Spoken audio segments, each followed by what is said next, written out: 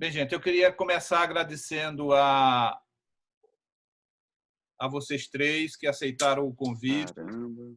e mais todas as pessoas que eu estou vendo que já entraram na sala, que estão conosco já nessas 4 semanas que a gente vem desenvolvendo essa roda de conversa sobre saúde mental. A primeira roda a gente tratou dos impactos psicológicos com o isolamento social. Gustavo Paranhos, Vinícius e Alberto, 3 psiquiatras que falaram sobre esse impacto.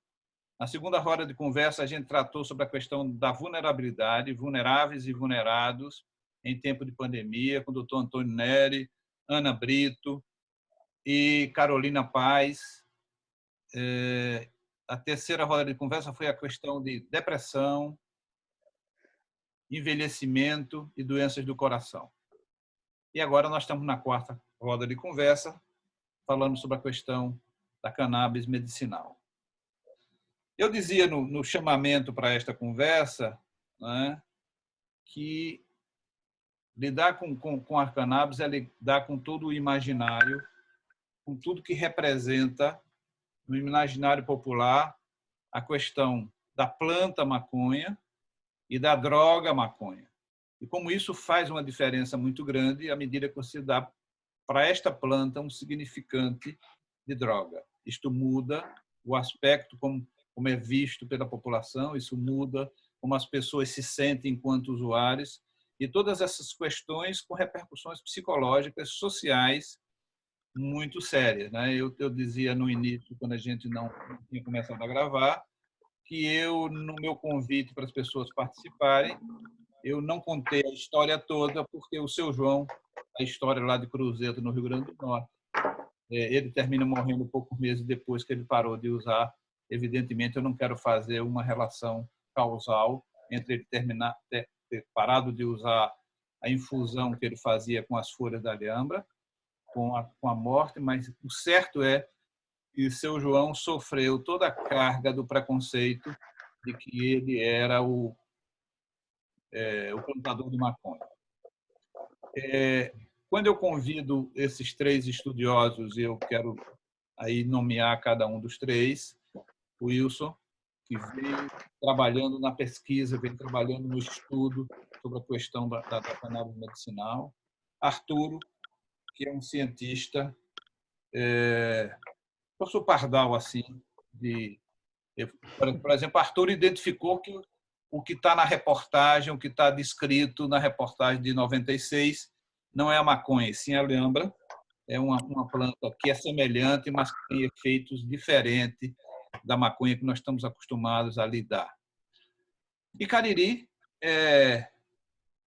foi coordenador do curso de medicina em Caruaru, uma pessoa que tem uma grande inserção na saúde coletiva, tem uma grande representação dentro do meio da saúde coletiva e é um estudioso nessa área e que vai nos trazer um pouco a repercussão disso também nesse momento quando a gente tem que enfrentar a pandemia. A primeira pergunta que surgiu ali, gente, se vocês já podem começar também a conversar sobre isso na fala de vocês, por dentro da fala, era e dentro desta situação de pandemia, como é que anda o aumento ou não de consumo de substâncias psicoativas? Eu acho que isso é uma coisa interessante que vocês também podem abordar. Então, sejam bem-vindos. Pela ordem que nós conversamos, começa o Wilson. Seja bem-vindo, Wilson. A palavra está com você. Opa, eu queria primeiro agradecer, Evaldo, pelo convite que você me fez e eu me sinto lisonjeado, né, porque está participando é a primeira live da minha vida. Já gravei outras coisas, mas não assim, dessa maneira, né? E ao seu lado, né, como moderador da conversa, e de 2 pessoas que eu considero muito, né? O Arturo, como você me falou, nosso professor Pardal, o pesquisador aí que está sempre curioso e buscando desse universo. Cariri, a figura também conhecida no meio acadêmico, no meio dos estudiosos do tema, né? E são pessoas as quais eu admiro muito, todos vocês, né? Por que eu estou inserido nessa história, né? Eu estava falando no início aqui que nós fizemos um curso médico durante... Sim, quanto tempo vai ter? 5, 10 minutos? Entre 10 e 15 minutos. Pronto, eu acho que eu acabo antes. Quando nós somos formados no curso médico, nós estudamos sistemas, né? Aquelas cadeiras separadas. Primeiro anatomia, depois fisiologia da nutrição, fisiologia do sistema nervoso e por aí vai. E quando chegamos na que a gente chamava do profissional, a gente estudava o baço, o fígado, o pulmão, esse tipo de coisa. Tanto era que nas visitas das enfermarias lá, era comum a gente chegar lá na visita e o professor dizer o pulmão, o fígado, e não referia que era um paciente, que era um ser vivo que estava ali, né? Falava sobre o pulmão, sobre o fígado, sobre o baço, sobre aquele órgão que estava sendo estudado. Isso era uma preocupação que eu sempre tive, ficava questionando por que se estuda a medicina dessa forma. Por que não se estuda o homem como um todo, como uma coisa sistêmica, holisticamente falando, né? E logo que eu me formei, 4 anos depois, em 1990, eu me formei e fiz meu curso de especialização em homeopatia.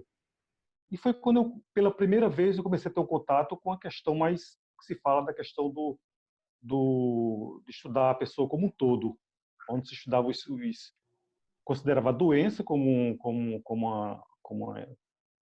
uma entidade que pegava tanto o sistema físico como o sistema mental. E aí foi quando eu comecei a perceber essa diferenciação que a gente não via no curso médico, nesse tipo de coisa.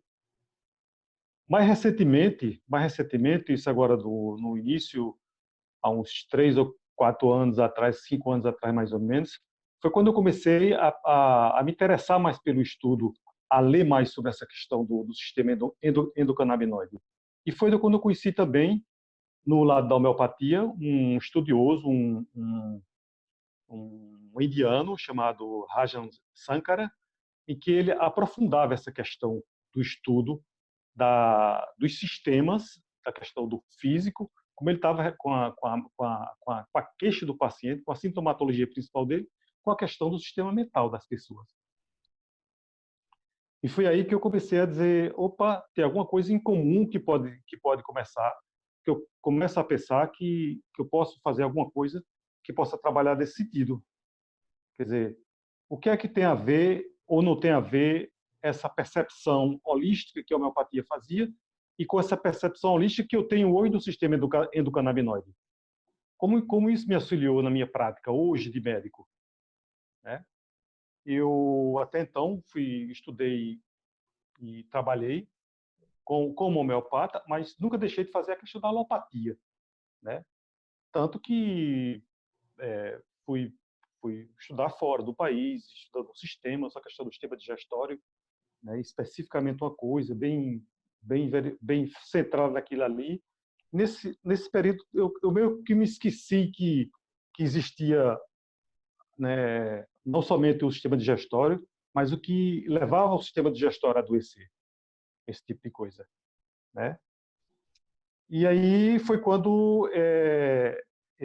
onde quando eu comecei a pensar que eu coloquei aqui alguns papeizinhos para mostrar que esse sistema que aqui a gente chama normalmente, que a gente conhece, que é o sistema NEI, que é neuroendócrino imunológico, né? Como é que esse sistema ele pode ser estudado tanto de uma forma separadamente, como pode ser estudado de uma forma mais complexa.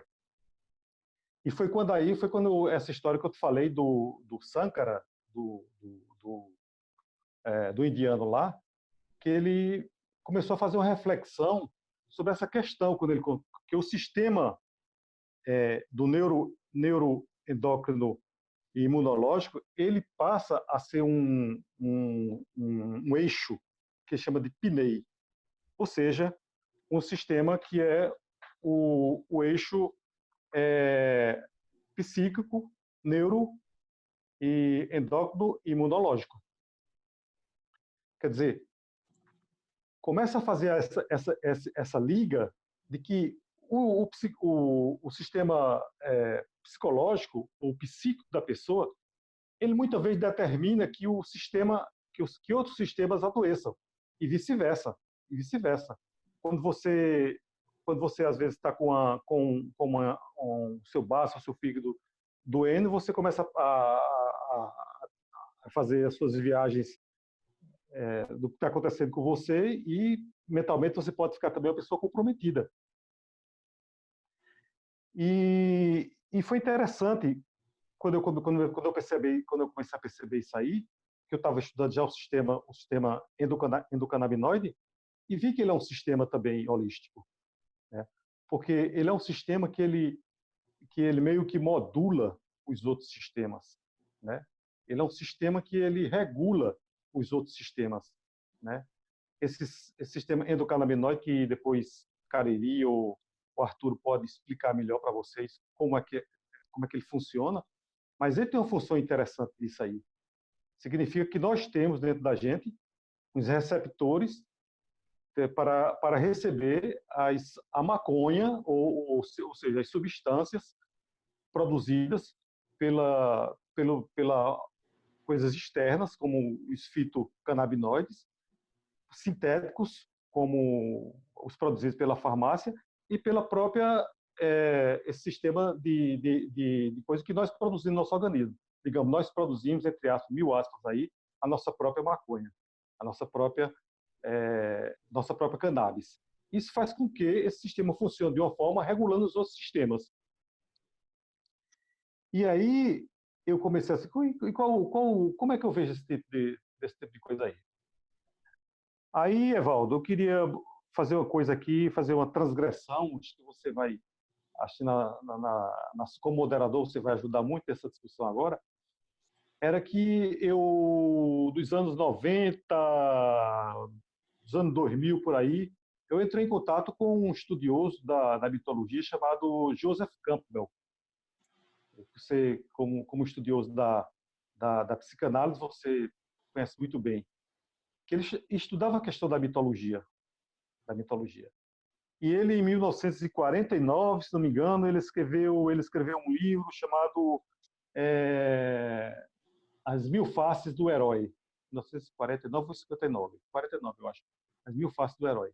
E que ele fazia a jornada do herói. Ou seja, resumidamente para vocês, como é que eu entendi esse tipo de coisa?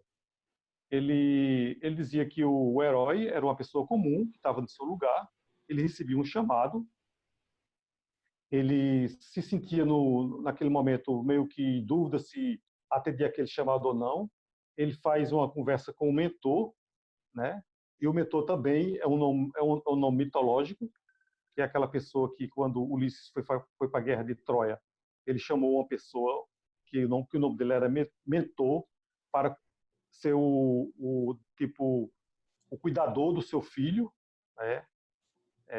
Que enquanto ele se dirigia para a luta. E daí vem essa questão de hoje as pessoas utilizarem isso como: você é meu mentor, é aquela pessoa responsável, aquela pessoa que é séria, que vai fazer esse tipo de coisa. Então a pessoa recebe esse convite, ele vai, ultrapassa, conversa com o mentor, e aí ele vai àquela aventura. Nessa aventura ele cai num mundo desconhecido, geralmente é um mundo sobrenatural, onde ele faz inimigos, onde ele faz aliados, para poder ter um embate final com uma entidade maior. Ele vence, claro, todo herói vence. No final ele volta com o elixir ou com a chave, que é o bem que ele pode fazer para a questão da humanidade, quando ele vence o mal, digamos assim. Isso o Hollywood utiliza muito dos roteiros dele, Guerra nas Estrelas, por exemplo, né? A gente viu aí Matrix, os filmes de grande sucesso hollywoodiano. Ele estuda essa estrutura do herói, né? Da estrutura de que Campbell fez isso de coisa. E eu vi que o sistema endocannabinoide, ele é mais ou menos com esse sistema da, da trajetória do herói. Onde o sistema endocannabinoide, normalmente o sistema nervoso central, quando você recebe um estímulo de calor, você toca naquela superfície quente, você retira a mão, porque recebe um estímulo vem para o cérebro, dali você puxa a mão. O sistema endocannabinoide ele é interessante porque ele é um sistema retrógrado. O que é que significa sistema retrógrado? Quando, por exemplo, uma pessoa está acometida por uma crise epiléptica, por exemplo, e eu coloco nessa pessoa uma substância como um fitocannabinoide, por exemplo, com o spray da cannabis, por exemplo, que aquela pessoa passa quase que imediata aquela convulsão, o que aconteceu? Ele recebeu aquela substância externa, ele recebeu aquele tipo de coisa, passou para o seu sistema nervoso, só que esse sistema nervoso ele retroalimentou e fez com que aquele sistema que estava em pane, recebendo aquela superexcitação, ele modula aquela superexcitação e faz com que o sistema que estava em pane, que estava superexcitado, ele volte a ficar calminho e a pessoa sai daquela crise quase que imediata. Então, para mim, isso é a volta do herói, com a substância do bem, esse tipo de coisa. Então, foi aí quando eu comecei a perceber e na minha prática do cotidiano, eu comecei a perceber que os pacientes precisavam de um tempo para poder me contar a sua história, né? Esse tempo. Por isso que é uma consulta que eu faço, a primeira consulta que eu faço com uma pessoa, ela nunca dura menos do que 1 hora e meia, até 2 horas. Porque eu tenho que dar a fala àquela pessoa. Tem um momento da fala onde ela verbaliza. E o que às vezes muitas vezes ela não consegue verbalizar, o corpo dela fala. E nessa fala, nesse gesto, é que está contida o nível de sofrimento que essa pessoa está passando. E eu posso perceber nesse momento em que momento eu posso fazer o uso de tal substância, no caso, que a gente está falando especificamente da cannabis medicinal, localizando mais ou menos com aquela história dela, que tipo de terapia seria necessária para ela, que tipo de óleo seria necessário para ela, para aquela pessoa, qual a patologia que ela está sofrendo, né? Como é que se dá essa interação, os medicamentos que ela faz uso, a interação medicamentosa, enfim, é toda uma complexidade desse tipo de coisa que quando eu faço aquela medicação através do sistema da substância que eu faço com aquela pessoa, através do óleo ou desse tipo de coisa, essa substância que eu fiz com aquela pessoa, ela vai ter a função de regular, de modular aquele sistema que estava em pane. E o sistema endocannabinoide, como ele é modulador, como ele controla esse tipo de coisa, ele tem várias funções. Como o tema que a gente estava falando aqui, por exemplo, na saúde mental, né? Porque a gente sabe que o sistema endocannabinoide ele está presente na formação do sistema nervoso central desde o início. Aliás, até na concepção, né? Tem estudo mostrando isso aí que quando acontece a nidação, ou seja, quando acontece a fecundação do óvulo, que ele começa a se instalar ali no útero, começa a apresentar-se já as primeiras manifestações do sistema endocannabinoide, né? Endocannabinoide. E aí você vê que, por exemplo, tem a grande concentração de CB1, e à medida que o parto, que a gestação vai evoluindo, quando chega no 9º mês de gravidez, a concentração de uma substância chamada anandamida é bem elevada, esse tipo de coisa, que é uma das substâncias que você vai perceber que vai existir esse tipo que vai estar dentro desse sistema endocannabinoide. Então, isso é interessante. E daí, na formação do sistema nervoso central, vai desde esse momento até desde da diferenciação, da migração das células, até no final. E daí a falta ou o excesso dessas substâncias que o sistema endocannabinoide está presente dentro do sistema nervoso central, faz com que as pessoas possam desenvolver patologias que vão ser repercutidas após o nascimento dessas pessoas. Ou até ela já nasce com ela, esse tipo de coisa. Então foi assim que eu percebi que eu tinha uma concepção mais holística para poder trabalhar com esse sistema, e ele me fez muito bem quando eu comecei a perceber, tanto através da homeopatia, que me deu essa consistência de perceber esse sistema PNIE, psico, neuro, imunológico, né, endócrino imunológico, e eu percebo essa mesma coisa no sistema endocannabinoide, que ela regula também esse sistema. Então, mais ou menos que eu percebo isso assim, é mais ou menos por aí que eu estou guiando a minha prática, né, tentando ver holisticamente essas coisas. Pronto. Ok, Wilson. Tá dado, bateu o centro. Tá dado o primeiro recado. Pois é, eu acho que tu tratas de questões super interessantes quando tu trazes todo esse sistema endocannabinoides, ou seja, as pessoas, mesmo que não queiram, têm a maconha e receptores canabinoides dentro da seu funcionamento cerebral. A gente não precisa nem da maconha de fora, já tem a maconha de dentro também. Outro aspecto interessante que tu falaste, eu acho que essa questão do mito do herói, não é? do mito do herói e a busca de uma solução audaz para os problemas da humanidade, pessoais e da humanidade. A gente sempre que está falando do herói, a gente está falando também de um projeto pessoal do herói e está falando de um projeto coletivo. E quando a gente está vivendo essa situação de toda a pandemia, de todo o isolamento, e acho que há uma grande necessidade de que surja este Salvador que venha nos tirar deste medo que está acometendo a todos nós. Mas acho que um terceiro aspecto que tu levantas, Wilson, que eu acho importantíssimo, eu diria que foi exatamente a preocupação que não teve o delegado lá da cidade de Cruzeta, foi de ouvir, de se aproximar das pessoas. Ele, na verdade, se aproximou da planta com todo o preconceito que ele trazia em relação à planta, e ele não conseguiu escutar nem a cidade, nem a comunidade, nem seu João. E o que é que significava, na verdade, aquela planta para aquela cidade? Né? Ele, na verdade, agiu de acordo com o significado simbólico que tinha a maconha para ele, não para aquela cidade.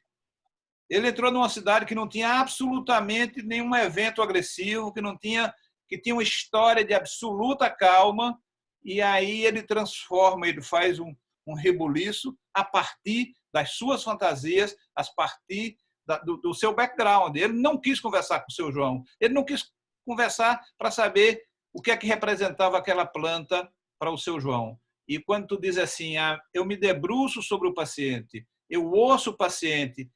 O doutor Antônio Nery falava disso há 2 rodas atrás. Eu me aproximo e eu reconheço o paciente. Eu não quero só conhecer, eu quero reconhecer aquela pessoa que está na minha frente, que foi a preocupação que não teve aquele delegado daquela pequena cidade. Obrigado pela tua contribuição e vamos passar, de acordo com o que a gente combinou, para Arturo. Arturo, a bola está contigo. Massa. Então, boa tarde ainda, né, para todas e todos que estão presentes, né? Agradecer o convite, Evaldo, né, de estar podendo contribuir aí com o seu programa, né? Wilson, massa essa aula, a gente fica fascinado, né, com o sistema endocannabinoide. Acho que essa coisa que o Wilson traz, né, tanto essa preocupação com a narrativa, né, do sujeito, para tentar entender, inclusive, a viabilidade, né, da maconha ou não.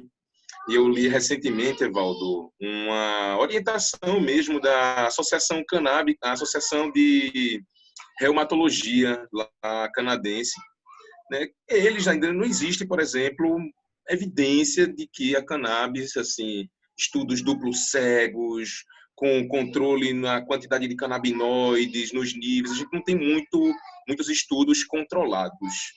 E aí como no Canadá agora, né, permitido, já era permitido desde 2001 o uso medicinal, mas agora você tem também o uso recreativo ali, né? Muitos médicos ficam com muitas dúvidas de prescrever medicamentos para os idosos que têm artrose, artrite, dores, enfim, dores que são crônicas, que incomodam, e muitos deles, né, prescrevem, cerca de 80% dos médicos prescrevem opioides.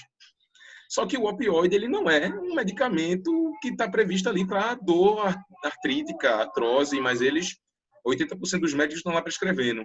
E aí o clamor, né, da associação é que eles considerem esses pedidos, né, dos pacientes, né, pela cannabis medicinal lá no Canadá, visto que, primeiro, o opioide tem sido a primeira opção e não é indicação. Né? Embora não existam estudos, há segurança, né, que os estudos diversos têm mostrado, na segurança de aplicação, né, efeitos adversos mínimos, né, às vezes boca seca, uma vermelhidão, uma diminuição, assim, digamos, do estado de alerta mesmo, assim, uma não tão forte como os benzodiazepínicos, mas algo, né, leve, uma desaceleração a pessoa pode relatar ali. Então tem uma segurança farmacológica e que os achados, né, digamos assim, os estudos clínicos mostram, né, os efeitos sobre a dor, né? E a gente está vendo, o Cariri pode trazer mais aí as experiências que ele tem de pessoas que buscam, né, para tratar dor. E aí a associação, né, de reumatologia médica ali e diga, ó, pelo amor de Deus, né, parem de prescrever opioides e pensem, né, numa outra forma, numa substância que talvez seja pelo menos mais segura e com efeitos aí que estão sendo relatados pelo campo clínico, né? Então a gente tem também esse entendimento, né? Porque o sistema endocannabinoide ele não está só no sistema nervoso como na maior parte dos sistemas, né, de neurotransmissão. Muitos receptores CB1 se encontram em todo o sistema periférico, né, e em órgãos também, órgãos internos, assim, o sistema esplânico cheio de receptores ali de anandamida, vamos dizer, né, o CB1 ali, que surge a ideia de por que a cannabis tem ali uma série de possibilidades, né, digamos, de uso e de interferência no organismo da gente. A gente fica meio assustado às vezes, porque parece que é uma panaceia, né? Parece que você está usando ali para muitas coisas e você fica meio em dúvida. Eita, poxa, parece que realmente para um número importante de pessoas tem resposta. Seja para problemas mesmo relacionados ao sistema nervoso, seja para outros problemas mais periféricos, mesmo com a sensação de dor, o controle muscular, né? Você consegue ter ali um resultado ou encontrar pelo menos narrativas, resultados clínicos interessantes, né?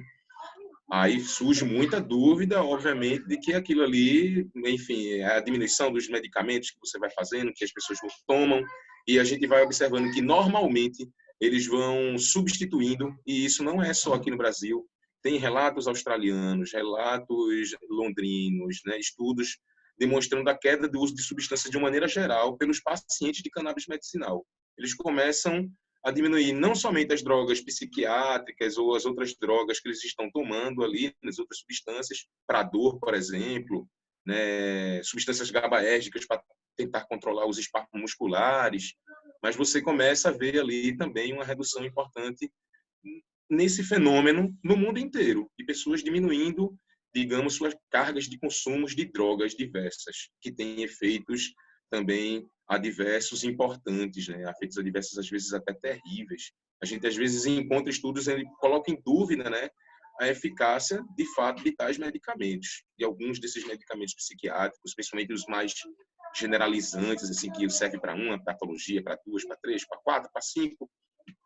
Mas aí a gente encontra uma cannabis que também, um óleo, né, ou o THC, o CBD, a reunião deles, que estão ali apresentando efeitos para muitas coisas.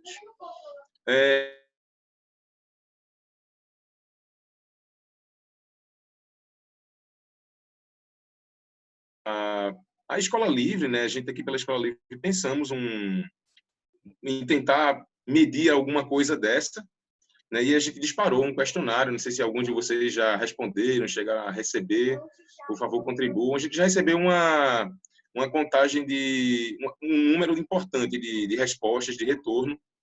E aí, quando a gente pensou nisso, a gente estava hipotetizando muito, né? Fizemos a reunião aqui, online, tentando entender, né, se, de fato, né, a OMS disparou ali de que tenhamos cuidado com o consumo de álcool, o consumo de outras drogas, porque elas podem estar aumentando, né, nesse isolamento social. E aí, a minha percepção, o meu ponto de vista, né, que aí é o ponto de vista particular, o que eu vi é que naquelas primeiras semanas, nas 2 ou 3 primeiras semanas, realmente as pessoas, nós estávamos bastante, né, angustiados e senti, pelo menos do meu ponto de vista, em mim mesmo, um aumento importante de consumo de álcool, ali, tabaco, ainda nas 2 primeiras três semanas desse isolamento. Nas outras pessoas também eu observei, nos amigos mais próximos, você observa ali, mas depois, eu mesmo, em mim, percebi uma redução, uma dificuldade maior que você tem de acesso, né, seja para sair, para poder comprar, né, a cerveja, a carteira de cigarro, enfim, para poder todo esse mercado, de alguma maneira, parece que ele vai sendo afetado. E aí, só soltando, né, rapidamente nas respostas que eu vi aqui, né, que eu estou vendo, acompanhando, dei uma olhada aqui no questionário, é que álcool e tabaco, realmente, o consumo, ele parece, né, nessa preliminar aqui, ter um aumento importante, né? Parece que as pessoas estão ainda, né, consumindo álcool de uma maneira importante. Outras drogas ilícitas, parece-me aqui, olhando rapidamente, uma dificuldade maior das pessoas conseguirem, sabe? É como se o mercado ele tivesse ali impedido, né, de acontecer por toda essa dificuldade de deslocamento, né, que a gente tem a partir do surto. E o consumo de tabaco também aumenta, né? Álcool e tabaco aumentam, outras drogas parece haver mais barreiras aí. Álcool não tem barreira, né? Álcool a única barreira que tem é realmente você ter que descer, mas você pode ligar, né? Você pode conseguir ir em qualquer lugar, pelo menos nos postos. Eu vivo aqui no centro. Depois das 7 horas, só se for algo delivery. E é um serviço que está disponível ali, né? Se não, você tem todos os postos, você tem todas as barraquinhas que, porventura, abrem ali. Os postos abrem, né? Os postos abrem, as padarias abrem, e você tem acesso a esse tipo de substância. Então, eu acho que o aumento do consumo, ele continua sendo nas drogas que estão ali, né, com a regulação mais permitida, né, que é o álcool e o tabaco, né? As drogas ilícitas, elas realmente, acredito eu, elas vão manter esse padrão que eu estou vendo aqui de redução, né, mais dificuldade. Então, voltando para essa questão, inclusive até um amigo que respondeu, né, trouxe que as pessoas, a gente tem ali no questionário, né, o uso de cannabis, mas não tem nada sobre terapêutico ou dosagens que as pessoas estão utilizando também de psicodélicos de maneira terapêutica, né? Tem pessoas que estão fazendo isso também. É uma coisa para a gente estar tentando nesse campo de pesquisas, né? Porque, ora, não é só a cannabis, né, que ela começa a ter importância nessas questões envolvendo, né, a doença mental ou esse sistema mais integrado, né, onde você está modulando ali ao mesmo tempo o sistema neuroendócrino, você está modulando a imunologia, e isso tudo se relaciona, né, com um bem-estar psicológico, né, com uma concretização, né, de pensamentos, da sensação de estar, digamos, integrado consigo mesmo, né? Eu acho que é isso também que a gente busca, né, com a cannabis medicinal, é que essas pessoas, elas não apenas tenham melhores dos seus sintomas, mas que elas tenham maior integração, né, que culmine em uma melhor formatação, em uma melhor, digamos assim, funcionamento do psiquismo, né, onde essas pessoas consigam sentir satisfação por como elas se encontram, né, como elas estão em seus estados, né, psíquicos atuais. E o que eu vejo também é que isso acaba sendo uma cadeia. Você não está ali, você foca muitas vezes no paciente, e a gente está falando de cannabis medicinal, eu ainda pontuo, né, que existe muito olhar médico mesmo, né? A gente quer suprimir sintomas. É claro que é importante que a gente traga, né, a compreensão para a medicina, essa que vocês estão trazendo, que o Wilson está trazendo, né, de poder dar ao vírus, de poder fazer com que esse paciente ele possa descarregar aquilo ali, né, fazer uma integração nessa relação que se estabelece ali médico-paciente, né, profissional de saúde, paciente. Então, isso é uma cadeia, né, que começa ali no paciente, às vezes olha para o sintoma, mas vai se estendendo, né, ali para a família, para o cuidador, principalmente, porque nos casos que eu tenho olhado mais, né, que eu tenho mais observado, são casos mais graves, pessoas que têm doenças mais crônicas, autismo, né, a demência, você tem um impacto do cuidador muito grande, né? O cuidador, as mães principalmente, elas têm uma sobrecarga, enfim, está muito bem relatado, né? Esse aumento de sobrecarga de cuidado, esse aumento dessa perda de qualidade de vida, às vezes o abandono mesmo profissional em função de conseguir auxiliar filhos que às vezes são totalmente dependentes, né? A gente tem aí uma série de mães com filhos que nasceram com Zika, que têm deficiências muito graves, assim, neurodegeneração, né? Escleroses. E aí é onde a cannabis medicinal vem trazer um alívio, porque algumas dessas pessoas, né, evoluem, né, melhoram bastante a ponto de conseguirem melhorar suas autonomias, vamos dizer assim, desenvolver suas autonomias. E isso é importantíssimo para quem, né, está ali no cuidado integral. Então, é nisso que a gente está vendo também na pesquisa da gente, né, como essa qualidade de vida ela aumenta, né, em diversas dimensões ali da vida privada do sujeito, né, da afetividade com os parceiros, né, ou com a vida sexual, ou ainda mais com a vida intrafamiliar, ou ainda com a vida comunitária. E tem vários níveis, você vai observando ali uma modificação dessas pessoas, né, no sentido do bem-estar, né, no sentido de se sentirem mais integradas, de se sentirem mais autônomas. Então, é algo que, imediatamente para o paciente, é bom, mas assim é muito importante para toda a comunidade do entorno daquele paciente que mobiliza. Isso pensando nos casos graves, né? Mas, e aí tentando integrar agora essa ideia do aumento, né? Maconha ali não aumenta nem diminui, né? Ela se mantém. É como se fosse aquelas pessoas que já são maconheiras, né? Vamos dizer assim, elas mantêm os seus ritmos, né?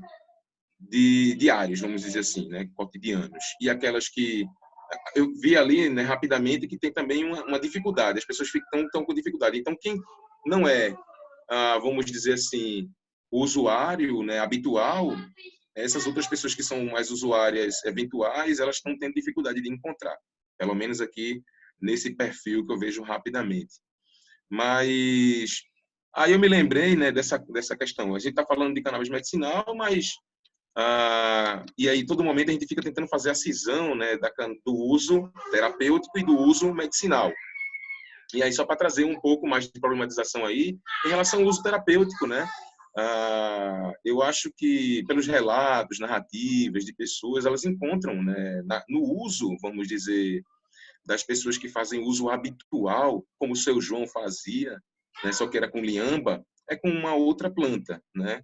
É com a cannabis, não é com a liamba, não é com a hortelã, nem com, enfim, a erva cidreira ou o chimarrão, que é outra erva também, que as pessoas usam, né, habitualmente, né? Tem as pessoas que usam de forma habitual e buscam ali naquele uso habitual algum ganho. Então, a gente também, nessa para lançar aí que é possível, né, pensar também que esse uso habitual ele tenha aspectos terapêuticos importantes que a gente vem esquecendo muito no debate medicinal, se centrando apenas nessa relação de tratar determinados sintomas, né? Então, lançando aí, né, digamos, essa discussão, porque o uso habitual, de qualquer maneira, você está ali preenchendo o sistema nervoso de canabinoides que vão, de alguma maneira, estar interagindo com o sistema como um todo, né? E aí, lembrando de uma pesquisa que eu vi o Dartil Xavier apresentando em São Paulo, né, sobre estudos cognitivos, né, vamos dizer, habilidades, né, da cognição dessas pessoas que estão fazendo uso ali, você encontra nos usuários medianos, né, muito mais ganho cognitivo, né, do que naquelas pessoas que não são usuárias ou usuárias de baixa, como assim, muito raros ou ainda naqueles usuários pesados. Então, de alguma maneira, parece que a maconha, de outras formas, ela pode também auxiliar terapeuticamente, talvez para esse surto aí, né, que pode demorar, sei lá quanto tempo mais. Mas eu acho que é isso que eu queria trazer de contribuição, Evaldo. O que diz aí?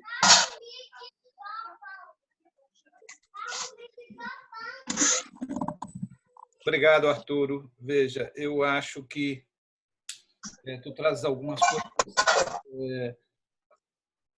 À medida que eu estava me atualizando um pouco nestas últimas 2 semanas para poder coordenar essa roda de conversa, eu assisti a um documentário muito interessante que eu recomendo para que quem não viu veja, que se chama Mãe Conheiras. É um documentário de 20 minutos tratando daquelas mães, principalmente, como dizia Arturo, de crianças com a repercussão da Zika e, portanto, com problemas de movimento, de tudo, não é? Quer dizer, toda a questão.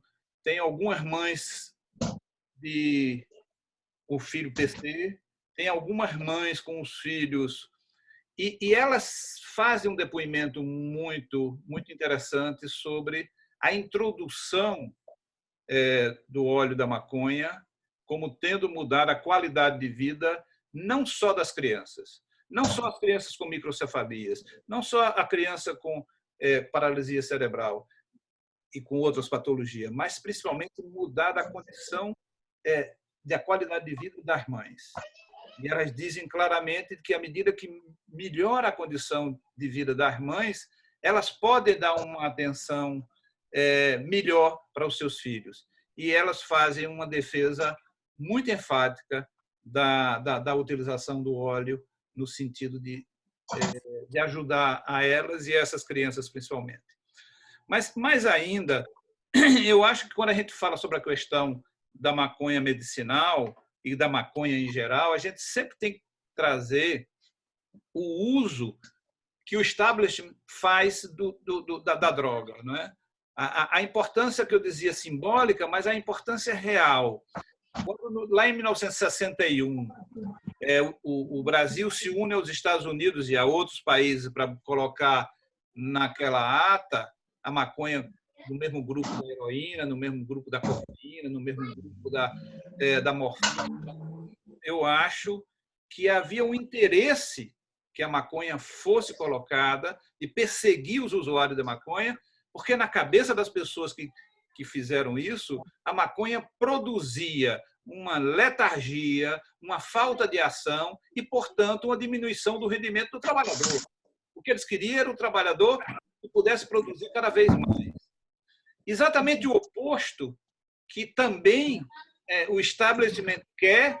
Quando eu trabalhei um tempo nos presídios, e no presídio a maconha não é tolerada, a maconha é incentivada, porque se os presos tiverem acesso à maconha, os presos vão ficar mais bem comportados. Então, ela é aceita, ela é condenada de acordo com a necessidade também desse establishment. Então, a questão da droga, eu queria dizer um pouco, não é tratada de uma forma científica. Se fosse tratada de uma forma científica, você não podia botar no mesmo grupo maconha, heroína, cocaína, morfina. Então, é tratada de uma maneira política e é tratada de uma maneira também pela sociedade capitalista, nesse sentido de que produz ou não produz o capital. Então, eu queria dizer, Arturo, que eu fiquei, de fato, sensibilizado quando ele traz o ganho direto que as pessoas sentem, descrevem e têm com o uso da maconha, aí, spray ou do óleo, seja lá como for.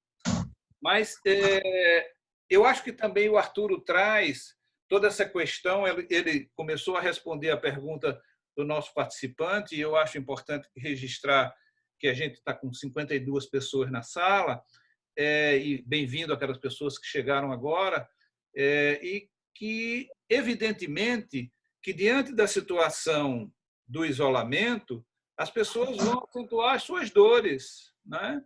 Aquele sonho que se tinha, que o isolamento ia trazer umas férias e ia trazer a possibilidade de realizar um bando de coisas que não conseguiu se realizar em outros momentos, se transforma numa tragédia se você não puder incorporar o processo de aproximação que o isolamento traz.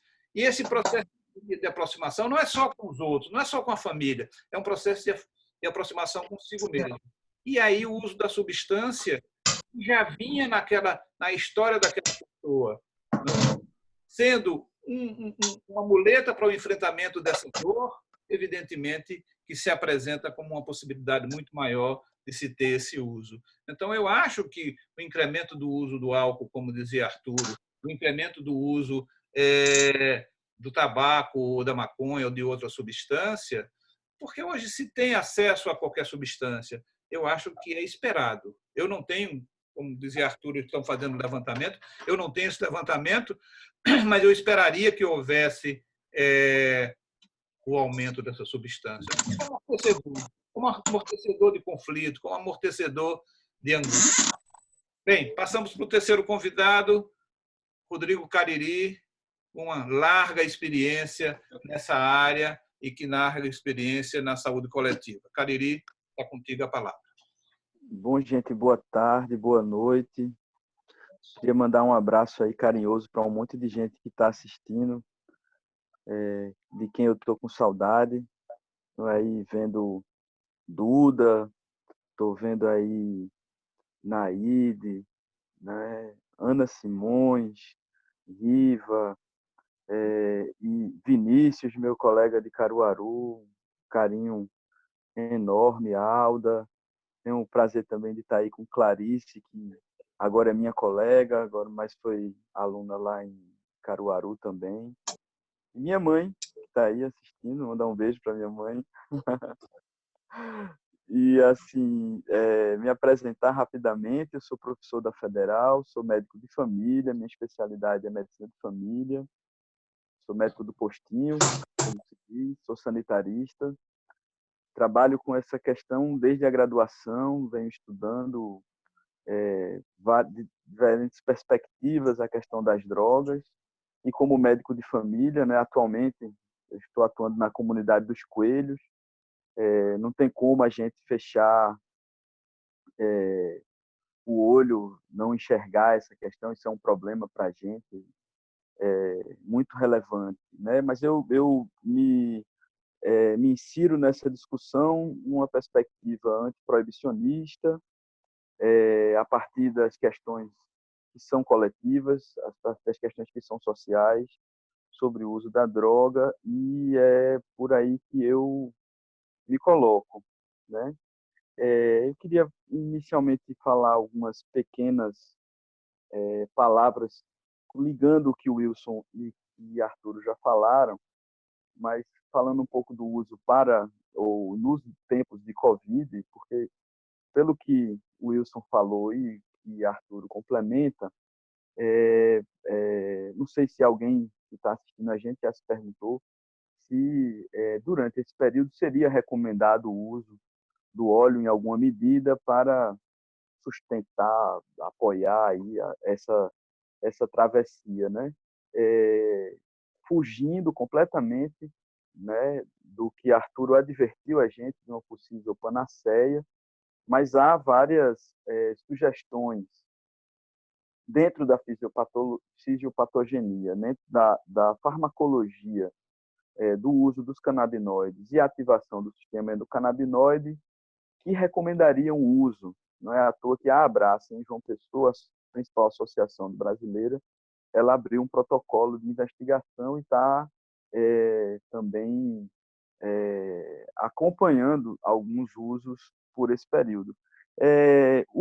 A indicação, do ponto de vista, seria farmacológico, não de maneira nenhuma que tenha evidências que comprovem, isso não foi testado, mas a ativação, como o Wilson chamou a atenção, do sistema endocannabinoide leva a uma imunomodulação e, em algumas situações que a gente tem acompanhado, numa melhora imunológica, não necessariamente no aumento da resposta imunológica, mas numa modulação, tanto que a gente tem usado em casos de doenças autoimunes com bons resultados, ou seja, nesses casos a gente estaria diante de uma diminuição da resposta imune, mas para a gente que lida com essa terapêutica, na verdade, nós estamos falando de uma modulação. Então, em termos de modulação imune, seria bastante interessante nesse momento que a gente tem privação do sol, que a gente tem privação de algumas atividades que são moduladoras, né? Tem alterações no padrão do sono.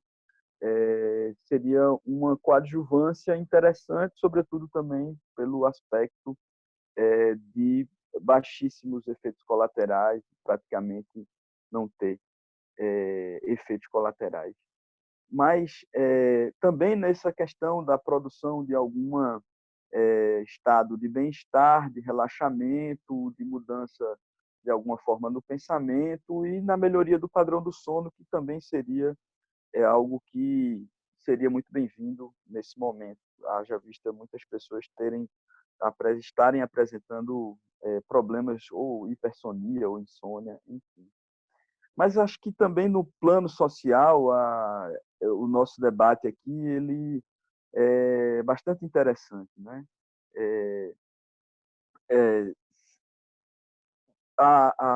O consumo e a manutenção que Arturo identifica e flagra diz para a gente uma coisa interessante, que a maconha tem mantido parte da economia das comunidades funcionando.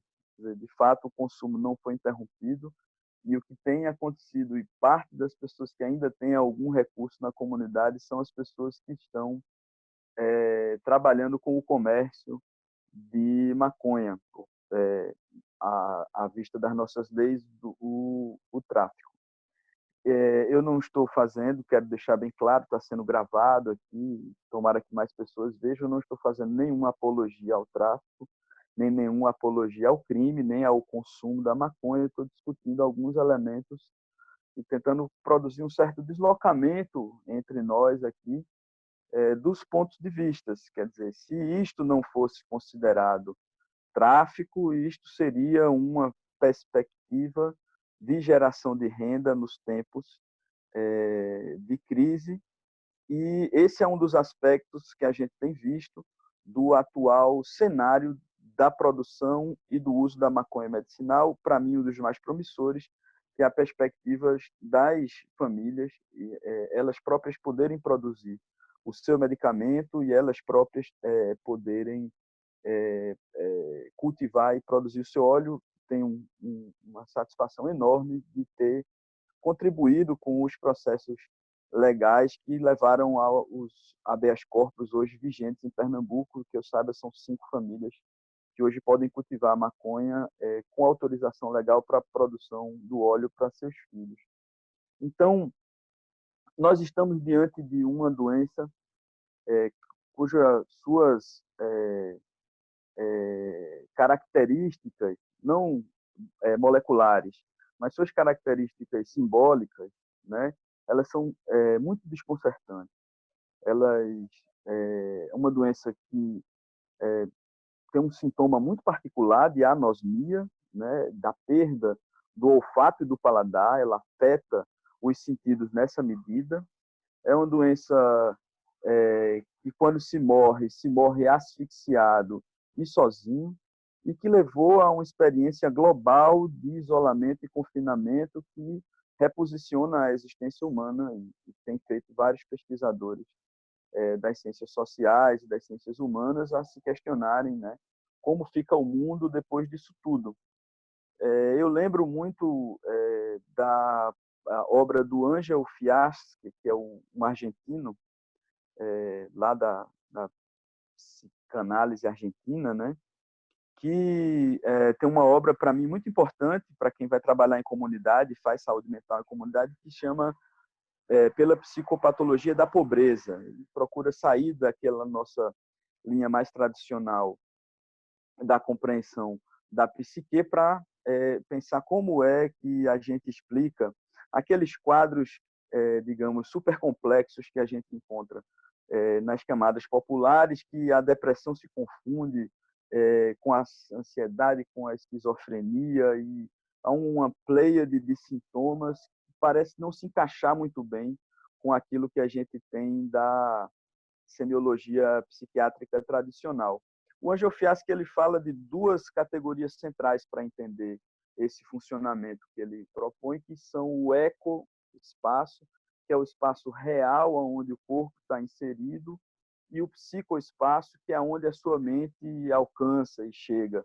E ele imagina que nos estados de incompatibilidade entre o eco e o psicoespaço, a gente vai ter situações de muito sofrimento, o que sugere que nos lugares ou nas situações em que a gente esteja em um confinamento, mas que a cabeça não se limita àquele pequeno espaço, a gente vai ter sofrimento.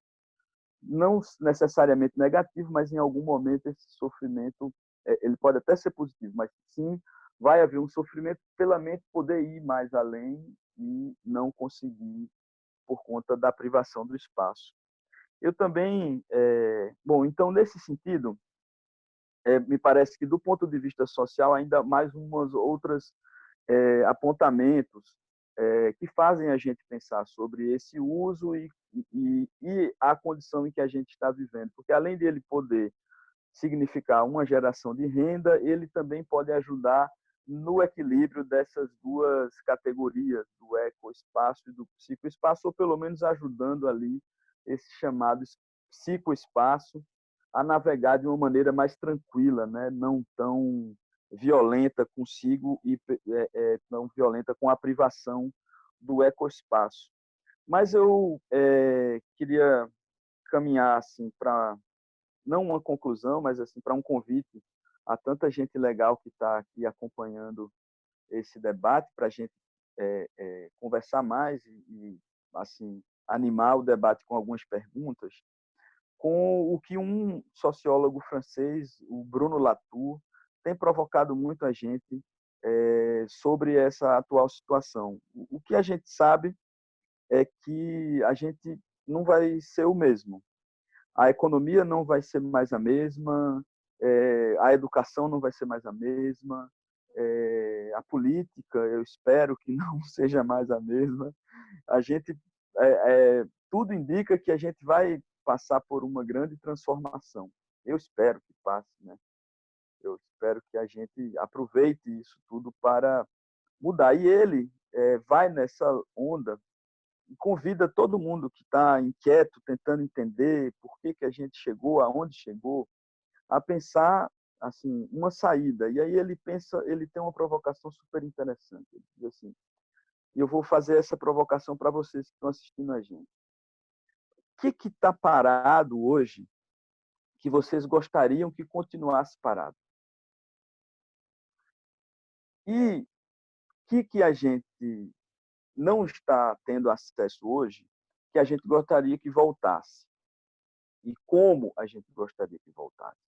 Para a primeira pergunta, ele faz um movimento de responsabilizar a gente. Ele diz assim: tá, se vocês acham que determinada atividade econômica ou social pode ou deve continuar parada, o que a gente faz para dar sustentabilidade a isso?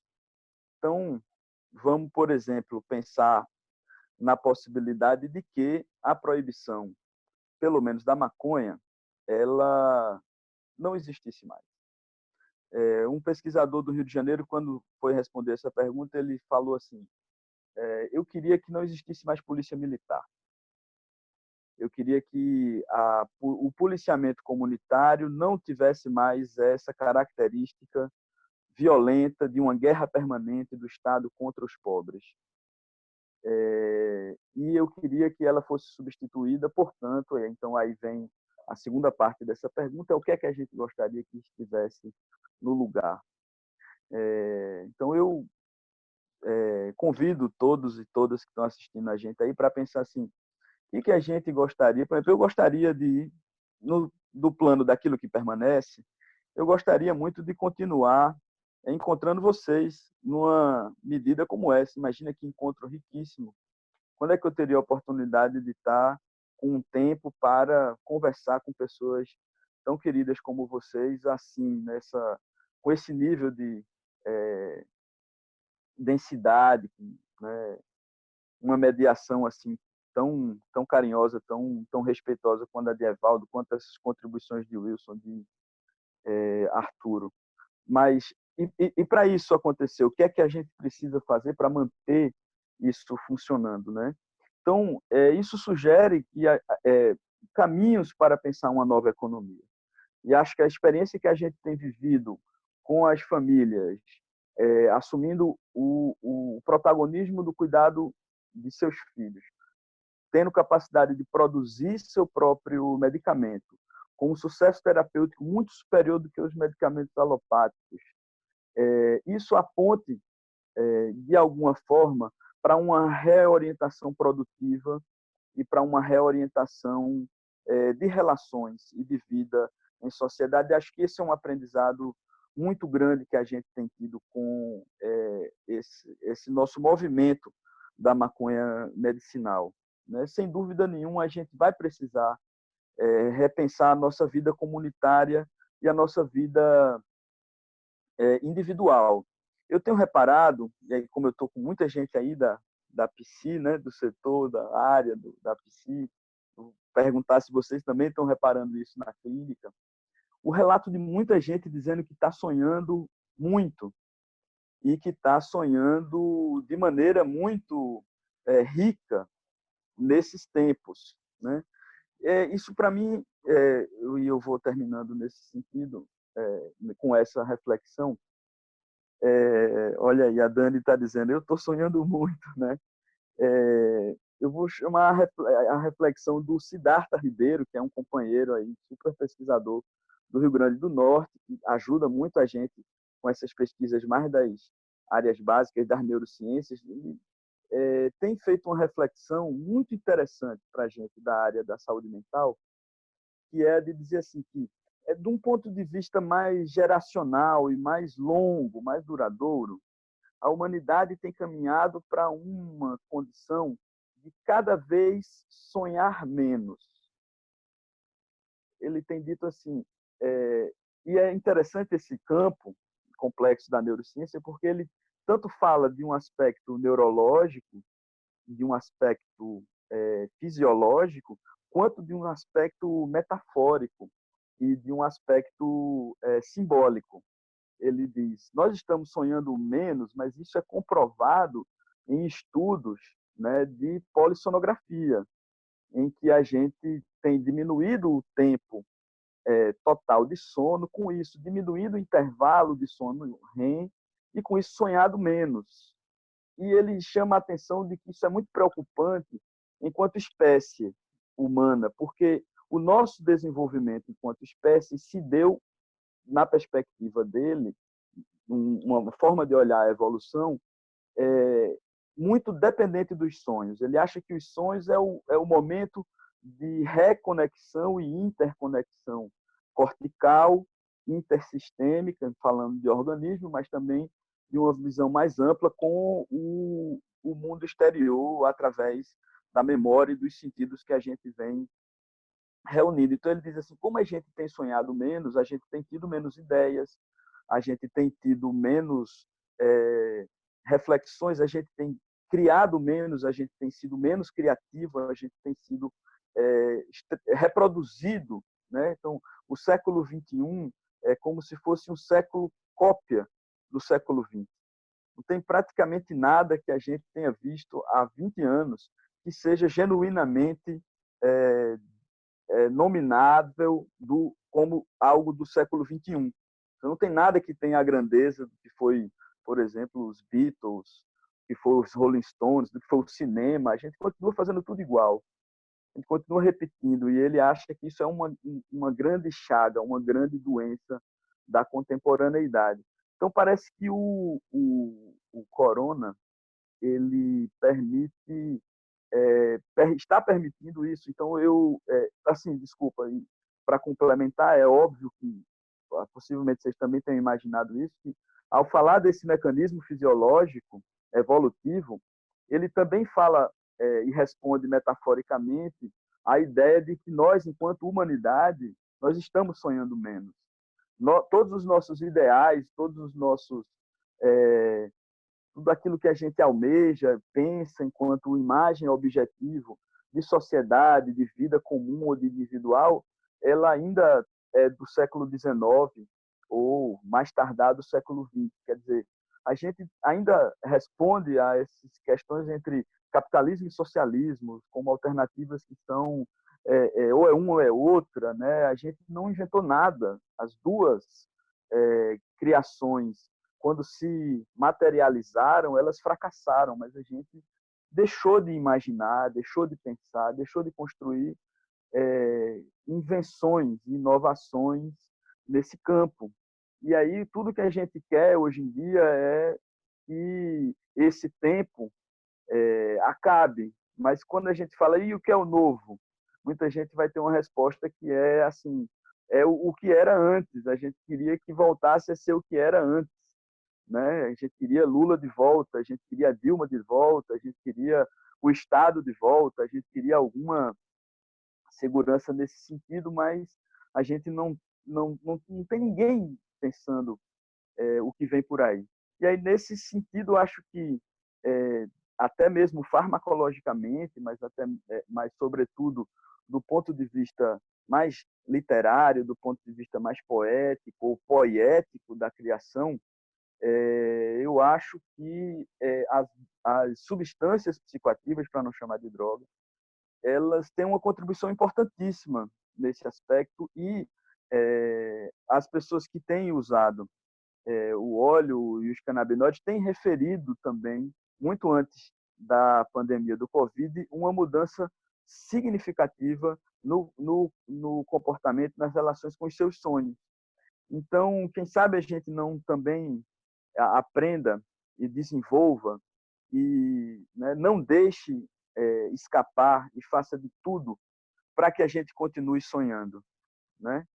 Para que a gente continue sonhando fisiologicamente enquanto dorme, mas que a gente também continue sonhando enquanto homens e mulheres que acreditam num mundo melhor. Acho que é assim que a gente está enfrentando essa coisa esse que eu chamo o movimento pela maconha medicinal. Não é porque a gente acha que a maconha, o CBD ou o THC vai fazer mais bem do que a risperidona, o ácido valproico ou o fenobarbital. A gente imagina mesmo, de fato, um mundo em que um menino pobre, preto de periferia, não apanhe na cara, seja humilhado ou morra por conta da plantinha lá do senhor João, né? Então, muito pelo contrário, que ele possa, junto com a sua mãe, junto com a sua família, cultivar aquele medicamento e possa fazer uso daquilo com prudência, alimentando os seus sonhos e os sonhos de quem ele vive com. Adorei, Evaldo. Muito obrigado, cara. Uma dádiva esse convite. Um beijo em todo mundo. Eu fico à disposição para as perguntas. Obrigado, Cariri. Eu acho que tu trazes, tu fechas a tua fala com perguntas instigantes. Eu acho que quando tu dizes o que é que virá disso tudo, né, eu acho que essa é uma pergunta que os otimistas como tu dizem assim, eu acho que virá o melhor, né? E eu acho que me lembra muito quando perguntaram para Oscar Niemeyer, ele fazia 100 anos, e perguntaram para ele sobre o projeto comunista, que ele era um comunista histórico. E ele dizia que o fato de que ele não tinha visto o socialismo implantado no mundo não diminuía em nada a crença de que o caminho da humanidade seria para o socialismo. O caminho da humanidade seria para um sistema, para um regime que cuidasse dos mais frágeis, que cuidasse do mais fraco e que cuidasse daqueles que precisavam mais. E que ele não iria ver, mas certamente ele continuaria crendo que esse era o caminho. Eu costumo dizer, eu estou com 72 anos, que a minha geração foi uma geração privilegiada, porque foi uma geração que passou desde o nascimento, como você dizia, dos Beatles, dos Rolling Stones, que são nossos contemporâneos, que passou também pelo sofrimento da ditadura, que correu da polícia, que se reunia em pequenos grupos para falar sobre os pequenos avanços e as pequenas questões que levaram ao movimento, que lutou pelas diretas, que viu a reimplantação da democracia, e que a minha geração, a nossa geração, desemboca nessa eleição que nós vivemos. Eu fico frustrado enquanto homem desta geração, e fico frustrado, mas não fico desanimado. Porque se eu não conseguir ver ainda aquilo que me fez lutar, que me fez pensar, que me fez estudar, e não diminuiu, como dizia Niemeyer, não diminuiu em nada a minha crença de que o socialismo será o nosso caminho. Ao mesmo tempo, a minha prática psicanalista mostra uma intensa dificuldade que as pessoas têm e que a sociedade tem de mudar. Pichon Rivière dizia o quanto é grande a resistência à mudança, o quanto é grande a resistência para que se continue as coisas como estão. E eu acho que o desafio dessa geração, o desafio de vocês que estão na geração entre 35 e 50 anos, é exatamente possibilitar a otimização dessas ideias de que o coletivo se impõe ao individual, de que aquilo que é público é de todos no sentido mais paradigmático do termo. Cabe a vocês poder continuar e realizar aquele sonho que a nossa geração não realizou. Mas eu, ao mesmo tempo, eu dizia, minha prática psicanalítica fala um pouco de que talvez fique pouco deste sofrimento todo que a humanidade está falando.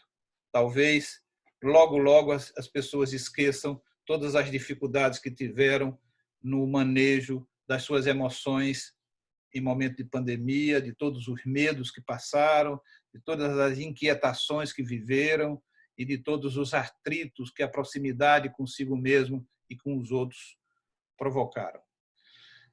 Nós temos algumas perguntas que já foram respondidas e outras perguntas que ainda não foram respondidas. Mas Duda Quadros falava sobre a questão na dificuldade do acesso da droga ilícita, um aumento da droga lícita, do tabaco e do álcool. Esta pergunta foi respondida por Arturo, né, um pouco mais embaixo, né? Mas a minha prática de consultório, agora, cara, ele voltou, ele tinha saído do ar, mas ele voltou agora. A minha prática de consultório confirma aquilo que dizia Arturo, de que nós vivemos já há uns 3 meses uma dificuldade maior de se conseguir maconha na cidade do Recife. Não entendi bem porquê, não sei bem porquê, mas essa é a realidade que eu ouço no meu consultório. Mas a gente também tem aqui a questão de uma pergunta de Fabíola, que eu não sei se vocês têm conhecimento qual é o nome do psicanalista que trabalha com a pobreza e o ecoespaço? Se alguém soubesse, se eu fosse buscar isso. Eu desliguei a câmera porque eu estava vindo aqui buscar o livro para mostrar para vocês. É esse aqui, ó. Que eu tenho uma edição maravilhosa da editora das Mães da Praça de Maio. Ele foi um colega, discípulo do Pichon Rivière, Angel Fiaschi. Vou escrever aqui o nome. Bem, se nossos convidados ou alguém que está participando da roda quiser fazer algum comentário sobre a fala do outro, ou se alguém... Porque, na verdade, eu não tenho aqui assim, doutor Wilson, existe forma de acessar esse sistema de forma terapêutica a partir de práticas como meditação e outras que não necessariamente com aplicação de substância? Existe algo sobre isso na história? Doutor Wilson.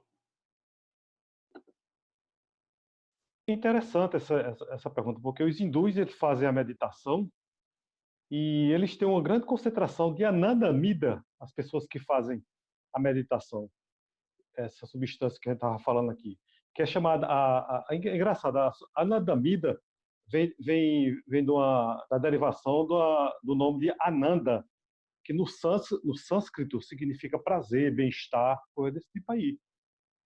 O discípulo de Buda, que era o primo dele, o nome dele era Ananda. Esse é um nome muito comum nos yogis lá. Vocês podem observar que tem comida, tem a culinária yogi, que sempre tem alguma coisa com a palavra Ananda. Os yogis, geralmente o nome dele tem Ananda, significa o bem-estar, o prazer, esse tipo de coisa. Então a meditação, por exemplo, ela não precisa que você está fazendo. As pessoas que fazem a meditação de uma forma cotidiana, como uma prática mesmo, elas têm uma grande concentração dessa substância, anandamida, circulando. Então, isso é um endocannabinoide, porque o nosso organismo ele está lá com o receptorzinho lá, ó, só esperando que produza essa substância para poder acoplar e a pessoa entrar no bem-estar. Isso pode ser feito de algumas maneiras, com os fitocannabinoides, com os sintéticos e com a sua própria endocannabinoide, né? Então isso é uma prática interessante que, se alguém quiser começar a meditar, vai se sentir mais feliz e vai dosar a sua quantidade de anandamida e ela vai estar bastante elevada. Era isso? Muito bem, Wilson. Mais alguém quer se manifestar sobre esse ou sobre algum outro assunto, gente? Eu queria complementar, Evaldo, numa perspectiva também assim etnofarmacológica, né? Acho que Arturo também tem algumas coisas nesse campo para acrescentar, mas algumas hipóteses, né, do desenvolvimento, digamos assim, evolutivo do sistema endocannabinoide estão no é uma hipótese, né? E é antropológica, sem base, digamos assim, arqueológica ou paleontológica, né? É a de que o uso, né, e o consumo das substâncias, digamos, dos canabinoides é muito, muito, muito, muito antigo na humanidade por conta do cânhamo, né? A gente tem, aí sim, achados arqueológicos do cânhamo em sociedades como no Egito, em sociedades como a Mesopotâmia, como na própria Galileia, porque era uma forma de produzir tecido de uma maneira muito mais fácil, muito menos suscetível a pragas que o algodão. Uma das explicações para que a guerra às drogas tenha dado tão certo aqui no Brasil e, sobretudo, no Nordeste, era a concorrência que o cânhamo exercia sobre a plantação do algodão, que a gente sabe que foi muito importante aqui no sertão, né, para a colonização do sertão, porque ela era uma planta climaticamente totalmente adaptada, não tem praga praticamente comparada com o algodão, e que tem uma grande produtividade em termos de fibra vegetal para produzir tecidos, né? Tem uma história muito interessante que é de que as velas das caravelas que vieram para o Brasil eram de cânhamo, né? Então, o que era a cadeia produtiva do cânhamo se separavam as fluorescências, que é onde há a concentração maior de canabinoides, do talo da planta, né, do caule da planta, que é onde você tem mais fibra e é o que é utilizado para o beneficiamento e produção de tecido. Isso desde o Egito. As florescências, elas são muito cobiçadas pelos animais. Não só os herbívoros, mas se alguém já algum dia plantou maconha em casa e tem um cachorro, sabe que ele é uma das maiores ameaças ao seu pezinho de maconha, porque adora comer. Porque ela é digestiva, ela... Enfim, como explicar, né? O danado do bicho que cheira lá e gosta e vai e come, gatos e outros animais que também comem. E, dessa forma, na cadeia alimentar, sobretudo do gado, que consumia as flores, sobra da produção do cânhamo, a gente tinha uma concentração, e isso desde as civilizações mais antigas, dos canabinoides, o que imprimiu por muito tempo um tônus canabinoide na espécie humana e fez esse sistema passar a existir como esse sistema modulador. Essa é uma hipótese do campo da etnofarmacologia, mas que sugere a razão desse sistema ser tão complexo e variado e atuando em tantos outros sistemas de neurotransmissores, em tantos órgãos, em tantos sistemas, né? Portanto, é como se a gente tivesse, lá na história mais ancestral da espécie humana, esse consumo como sendo um consumo muito, muito, muito presente para os de nossa espécie, né? E que produziram isso e que tornaria essa nossa relação com essa planta até uma certa conexão com essa ancestralidade, com esse lugar. Eu estou falando isso, inclusive, do ponto de vista biológico, né? Muito bem. Arturo, tu fosse instado a falar alguma coisa. Não, então, em relação a isso que o Cariri traz, tem uma série de pesquisadores, né, que trazem essa compreensão, né, inclusive, assim, de relacionando a própria evolução, né, da linguagem, né, no sentido da relação semiótica que a gente estabelece, né, da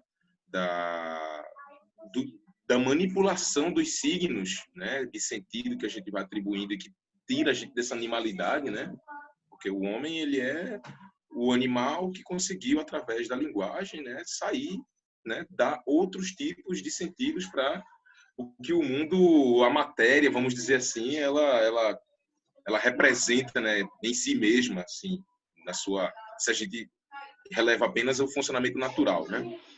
Mas eu lembro muito, assim, o que o Cariri está trazendo, me lembro muito dos trabalhos do Michael J. Wilkelman, que é um antropólogo, né, vamos dizer assim, um antropólogo, psicofarmacólogo, um psicofarmacoantropólogo, algo nesse sentido, que ele tanto estuda, né, a ideia das substâncias psicoativas e principalmente dos psicodélicos, de como eles conseguem, né, se tornar uma tecnologia social que permite com que o homem possa ressignificar, reelaborar, né, tratar dos signos linguísticos de uma maneira diferenciada, né, fora, digamos, daquele estado de consciência ordinário, e talvez mesmo nesses contatos intermitentes na história, e vamos pensar que a trajetória humana tem 2 milhões de anos, né? Então, a trajetória até o homem. Maconha está, assim, no conhecimento arqueológico, 10 mil anos, 12 mil, né? Se a gente pegar as comunidades bem primitivas ali. Então, a ideia mesmo que talvez tenha sido, né, o uso não somente de cannabis, mas das várias substâncias que alteram, né, nossa consciência, que são capazes, digamos, de modificar as relações da percepção, os signos, né, da linguagem que a gente tem em relação à percepção, que a gente tem em relação às próprias ideias, né, à própria vida. Então, acho que é nisso também que eu penso muito assim também, Cariri, né, de que esse contato antigo, né, paleontológico nosso com as plantas forçaram de alguma maneira, né, a especialização, né, do nosso próprio cérebro para dar conta dessas substâncias e aprendeu, inclusive, com essas substâncias de como criar em si mesmo, né, no próprio organismo, de como se organizar, uma coisa meio autopoética ali também, né? Você tem pensando no que o Wilson trouxe, né, do sistema de sinalização, né, retrógrado, você tem ali alguma coisa que ele volta para o seu próprio núcleo, que ele volta para si mesmo, né, tem um feedback. Acho que esses contatos podem ter criado também esses nossos sistemas, sabe? Não estão findados, né? A gente não está nunca findado, né? Vamos passar por uma pandemia, eu espero que por 1 milhão de anos mais. Pois é. Obrigado, Cariri. Obrigado, Arturo, pelas colocações. A gente tem uma pergunta do Vinícius, nosso colega lá de Caruaru, e ele diz assim: que permaneça o clima de solidariedade presente e que a gente caminhe para uma solidariedade crítica. Queria saber também se existe e como anda a discussão sobre o acesso a cannabis medicinal à população mais pobre. Veja, este documentário que eu falava, do Mãe Conheiras, trata de pessoas da classe popular, que tiveram filhos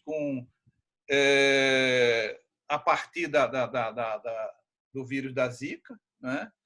E com microcefalia, e que, na verdade, através de associações que foram criadas, não sei se Arturo sabe o nome dessas associações, o acesso virá através da ligação com essas associações e com o pleito que essas associações fazem do ponto de vista jurídico e do ponto de vista médico, sempre com a cobertura médica, para poder ter acesso a esse óleo que usam com os filhos.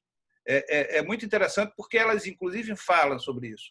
Tem uma senhora que fala sobre a questão da artrite e da questão do que a maconha fez com a capacidade que ela já não tinha de caminhar, que ela já não tinha de se comunicar e que, de repente, ela se transforma de novo numa cidadã com a capacidade de ir e vir. E ela diz assim claramente: o que me ajudou no primeiro momento foi a Marcha da Maconha. Ela diz isso com todas as letras. E depois é a associação que foi criada.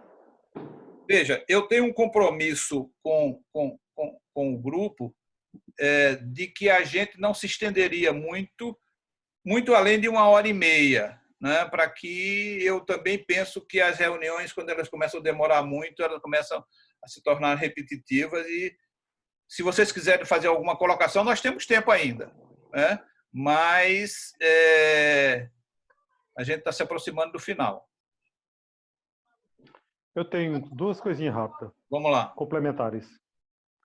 A primeira, assim, era sobre essa história do momento atual, com o uso com a pandemia do Covid-19.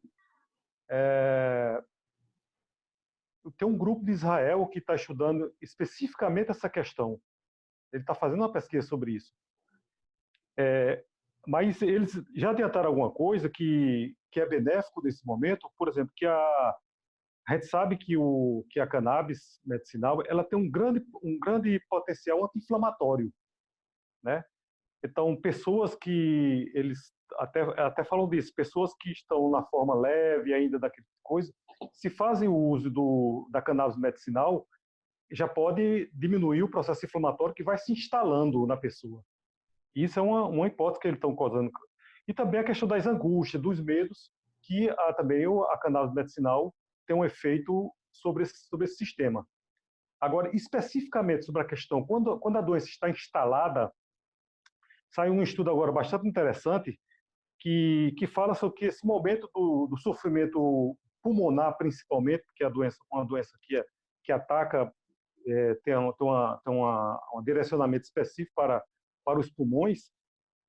Ele fala que, nesse momento, quando acontece o processo inflamatório, é tão exagerada a resposta do organismo que provoca uma chuva de oxitocina, esse tipo de coisa. Então, para que a cannabis fizesse que era uma pergunta que se fazia, a cannabis tem efeito sobre a questão grave do momento, ele dizia, para que a cannabis tivesse um efeito sobre isso, ela tem que fazer uma resposta tão intensa quanto o efeito do processo inflamatório, o que ele não consegue fazer nesse momento.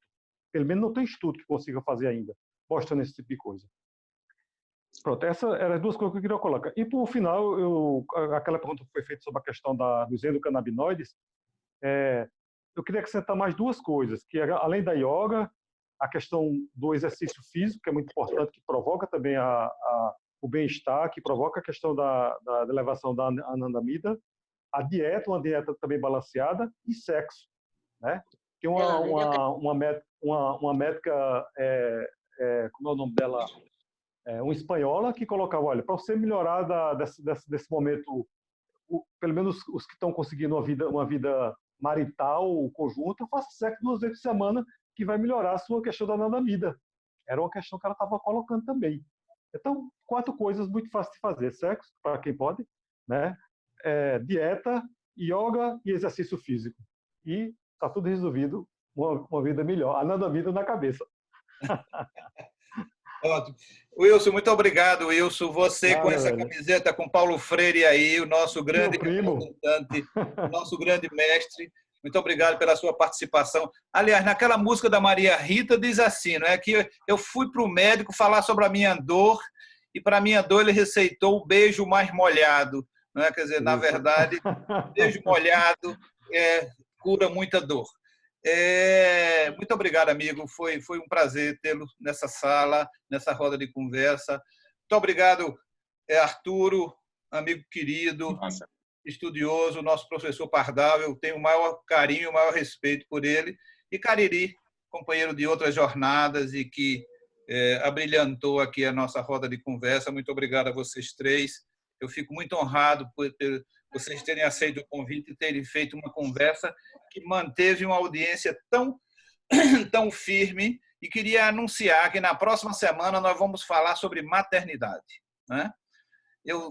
Eu tive em Portugal o ano passado para comemorar o aniversário de Antônio Neri, e aí a gente foi no ateliê de um design que ele nos deu um livro que dizia assim: com o primeiro filho dá à luz a mãe. Eu achei esse haikai super genial. Quer dizer, a mãe nasce com o primeiro filho. E esse desafio da maternidade, a questão das patologias que surgem com a maternidade, as delícias e os desafios da maternidade, esse vai ser o nosso assunto da próxima sexta-feira. E outro aviso que eu queria dar a nossos participantes, que a gente tem gente fiel, viu? A gente tem 80% dos nossos participantes são participantes que vêm, alguns desde a primeira roda e outros que já participaram de outras rodas. Eu quero dizer que, atendendo a pedido de várias pessoas, não na próxima, mas na semana seguinte, a gente vai passar a roda de conversa para quinta-feira, às 19h. E a roda de conversa da quinta-feira, dia 14, será com o doutor Jarbas Barbosa, diretamente de Washington, para ele falar a voz oficial sobre as repercussões na saúde mental da pandemia. Então, a gente tem na próxima semana, ainda na sexta-feira, dia 8, e na semana seguinte, no dia 14, na quinta-feira, às 19h. Obrigado a todos vocês, e a gente teve um papo, uma conversa muito agradável e muito científica. Vamos ficar com a ciência, né, gente? Um abraço grande para vocês. Boa noite a todos também. Tchau, boa noite. Valeu, boa noite, Evaldo. pessoal. Até a próxima. Um abraço.